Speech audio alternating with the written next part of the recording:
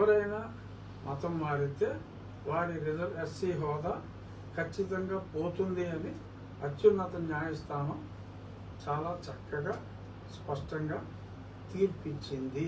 అది ఇప్పుడే కాదు, ఇంతకుముందు కూడా ఉన్నాయి. ఎవరో పెద్ద పట్టించుకోలేదు. ఇప్పుడు దీనికి పూర్తిగా జనం అందరూ కూడా పట్టించుకుంటున్నారు అంతే. సార్ ఇప్పుడు మీరు అన్నట్లుగానే అదే ఎస్సీ ఎస్టీ హోదా పోతుంది దళితులకి మతం మారినప్పుడు అని మీరు అంటున్నారు కదా. అవును సార్, కోర్టు అంటుంది. సో ఈ నేపథ్యంలో దళితులందరికీ కూడా ఒక భయం, మతం మారిన దళితులందరికీ ఒక భయము, టెన్షన్, అలాగే వ్యతిరేకత కూడా వస్తుంది. దాన్ని ఎలా హ్యాండిల్ చేయబోతూ ఉన్నారు మీరేమో? వ్యతిరేకత, కొంత భయం కూడా ఉంది సార్. అవును, భయం ఉంటుంది. దాన్ని ఎలా హ్యాండిల్ చేయాలంటే అదే హ్యాండిల్ చేసుకోవాలి. మళ్ళీ హిందూ మతంలోకి వచ్చారు అంతే. చర్చికి వెళ్ళడం మానేయాలి. బాప్టిజం సర్టిఫికేట్ ఉంటేనే, తీసుకున్నట్టు సర్టిఫికేట్ ఉంటేనే అది వర్తిస్తుంది. అప్పటి వరకు మతం మారిన ఇబ్బంది లేదు అని చెప్పేసి కొంతమంది అటు నుంచి వినిపిస్తుంది. దాని మీద మీ కామెంట్ అండి? దాని మీద నా కామెంట్ ఏముంటుందండి, ఎవరో మతలేనోడు ఏదో వాగితే దానికి ఏముంటుంది, మనం ఏం చెప్తాం? చాలా స్పష్టంగా ఇటువంటివన్నీ ఉంటాయని హూఎవర్ ప్రొఫెసర్స్ అని అన్నారు తప్ప, నువ్వు సర్టిఫికెట్, నువ్వు చర్చిలో పెళ్లి చేసుకున్నా, చర్చిలో ఫోటోలు లేకుండా, చర్చిలో సర్టిఫికెట్ లేకుండా, నువ్వు బాప్టిజం తీసుకున్నా కూడా బాప్టిజం సర్టిఫికెట్ తీసుకోకుండా ఉంటే, నువ్వు క్రిస్టియన్ అయినప్పటికీ నేను క్రిస్టియన్ కాదని చెప్పి నువ్వు నిర్బంధంగా అబద్ధం చెప్పగలిగి ఉంటే, నీకు ఎక్కడికే పోదాం అని చెప్పి ఎవడన్నా మతలేనోడు మాట్లాడితే మనం ఏం చేయగలం? ఖచ్చితంగా సర్టిఫికేట్ అయితే రద్దు అవుతుందని కరాఖండిగా చెప్పగలం.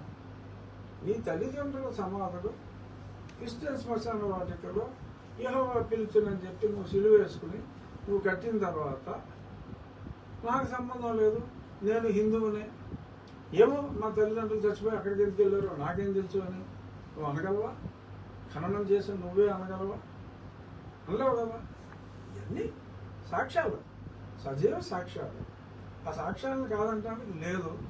సో అంచేత జడమాటలు, ఇంకెవరయ్యే మాటలు, ఇటువంటి మాటలు నమ్మి రిజర్వేషన్ కావాలి అనుకుంటే దానికి తగ్గట్టు రాజ్యాంగంలో ఏమని ఉందో ప్రిస్క్రిప్షన్ అది ఫాలో అవ్వండి.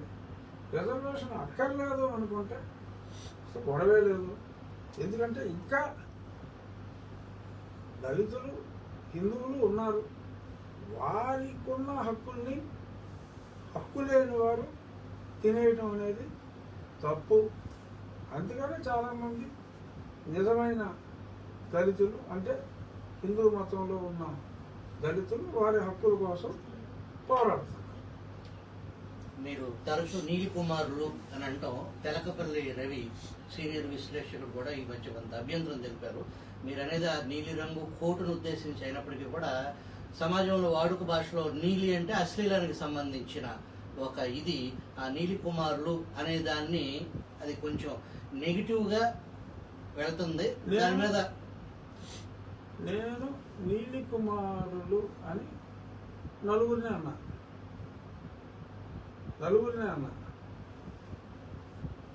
అంటే ఎక్కువ నీలం కూడా వేసుకుని తిరుగుతున్నారని చెప్పి వాళ్ళ పేరు చివరి కుమార్ అని ఉంది కాబట్టి 4 పేర్లు చెప్పడం ప్రతిసారి కష్టం అవుతుంది కాబట్టి గొంతు చించుకొని షార్ట్ కట్లో నీలి కుమార్స్ అని అన్నా. సో అంచేత అది ఆ నలుగురికే సంబంధం తప్ప అందులో అశ్లీలం లేదు. నేను షార్ట్ కట్గా పెట్టుకున్నా, అందులో అశ్లీలం లేదు. మరి సంస్కారం, సభ్యత, నేనేమన్నాను, నీలం అనేది ఒక మంచి రంగు. ఆ నీలం రంగు వేసుకుంటున్నారు కాబట్టి నీలం రంగు వేసుకున్న వారి పేరులో కుమారు ఉంది కాబట్టి నీలి కుమారులు అన్నాను. మరి ప్రతి మాటలోనూ అశ్లీలం చూడటం రవి గారికి అలవాటైతే మరి రవి గారు ప్రతిదీ అశ్లీలంగా చూడకండి అని చెప్పి నేను మనం సమస్య రామాలయానికి సంబంధించి రవి మీరు కాదు నేను చెప్పి సమస్య రామాలయానికి సంబంధించి, రామాలయం నిర్మాణానికి సంబంధించిన సమస్య. కానీ ఇప్పుడు ఒక పెద్ద తేంతుట్టే మత మార్పిడులు కావచ్చు లేదా రిజర్వేషన్ అనుభవించడం కావచ్చు, మీరు కూడా చాలా పిలుపునిస్తా ఉన్నారు. వాళ్ళ మిగతా టీచర్లు ఇతర ప్రభుత్వ ఉద్యోగుల్లో కూడా ప్రమోషన్లు పొందుతూ ఉన్నారు.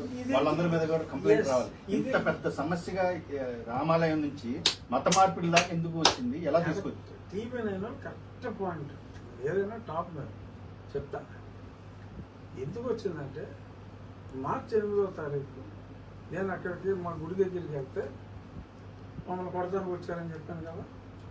వాళ్ళు ఏమని చెప్పారంటే, ఇదిగో ఇక్కడ అందరం మేము క్రైస్తవులమే, అందరం క్రైస్తవులమే అంచేత ఇక్కడ గుడిని మేము నిషేధిస్తున్నాం, అంచేత ఇక్కడ గుడి గురించి మాట్లాడటానికి వీలు లేదు అని అన్నప్పుడు నేనేమన్నానంటే, సో అందరూ క్రైస్తవులు అయితే హిందువులు లేరా అంటే హిందువులు లేరు అన్నారు.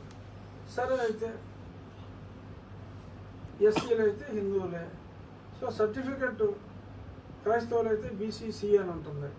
సో ఇక్కడ మెజారిటీ సర్టిఫికెట్లు బీసీసీ ఉందా హిందూ ఉందా అనేది చూసి మరి దాని ప్రకారం మనం యాక్ట్ చేద్దామని చెప్పి చెప్పడం జరిగింది. అలా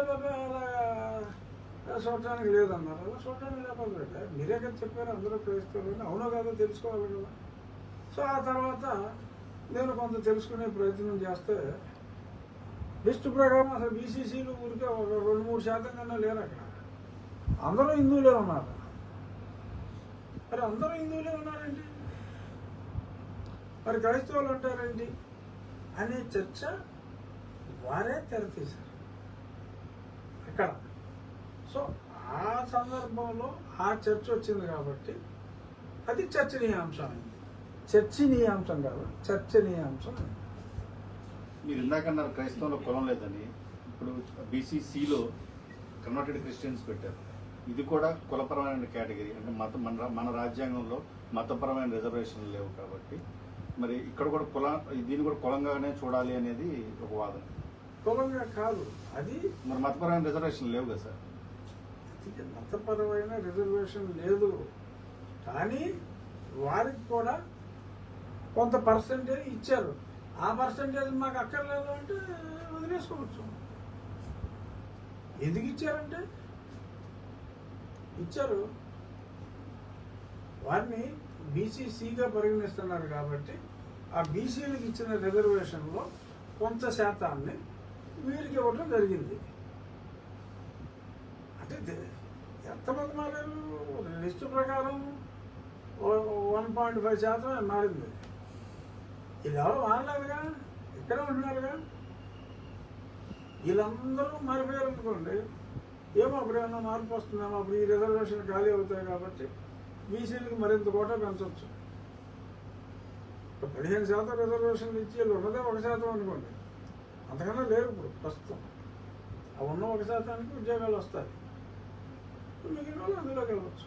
ఇప్పుడు ఏదైతే మీరు ఆరోపణ చేస్తున్నారో దళిత క్రైస్తవులు రిజర్వేషన్స్ ఫలాలు అనుభవిస్తున్నారు, వాళ్ళకి లేని హక్కుని వాళ్ళు దొడిదారులు అనుభవిస్తున్నారు అంటే మీరు చెప్తుంది తీవ్ర ఆరోపణ. దీంట్లో తీవ్ర ఆరోపణ కాదు, ఉన్నమాట. మీరు అన్న ఉన్న మాటలో బీసీలకి ఏదైతే న్యాయంగా రాజ్యాంగబద్ధంగా దక్కాల్సిన ప్రమోషన్స్ లో కూడా దీని ఎఫెక్ట్ పడుతుంది అనేది ఒక చర్చ నడుస్తుంది. దానికి కూడా లింక్ ఉందంటారు? ఖచ్చితంగా మతం మారిన